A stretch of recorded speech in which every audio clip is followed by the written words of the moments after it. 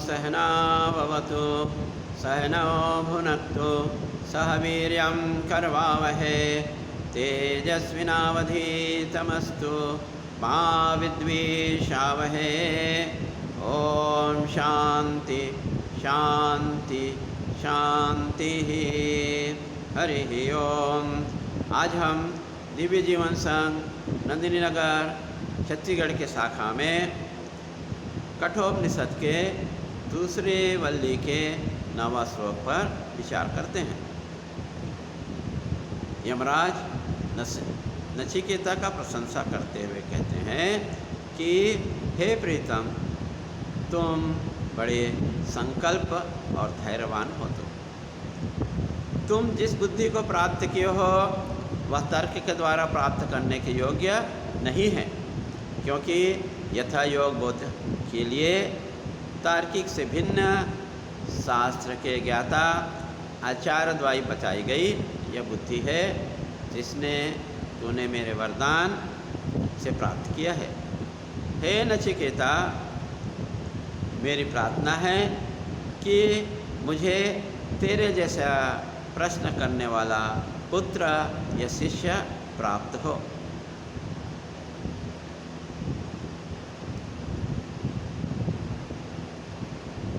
आगे कहा व्याख्या किया जाता है कि हे प्रीतम, तुम्हारी इस निर्मल निष्ठा को देखकर मुझे बहुत प्रसन्नता हुई। ऐसी निष्ठा तर्क से कभी नहीं मिल सकती। यह तो भगवत कृपा से किसी महापुरुष के संग से प्राप्त होता है और उनके द्वारा लगातार परमात्मा के महत्व को सुनने का सौभाग्य मिलता है।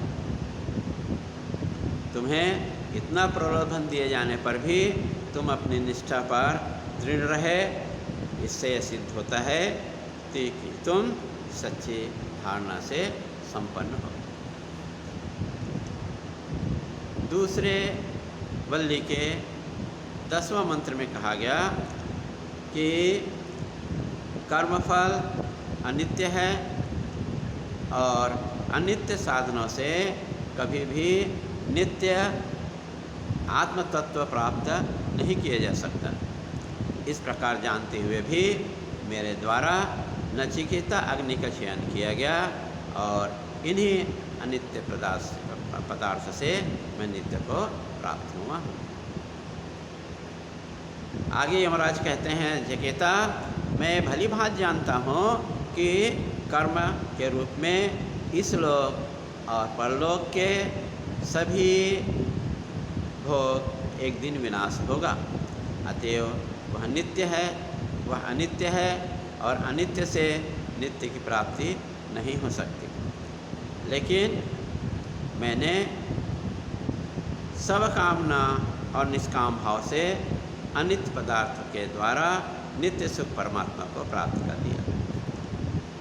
गुरु जी कहते हैं कि मैं जानता हूँ कि अनित्य साधना से कभी नित्य आत्म तत्व की प्राप्ति नहीं किया जा सकता। फिर भी मेरे द्वारा हे नचिकेता देव भाव को प्राप्त हुई है, लेकिन जीवन मुक्त होने के लिए अभी बहुत समय मेरे लिए भी बाकी है। तुम बहुत अच्छे हो कि कर्मफल का त्याग कर दिए हो।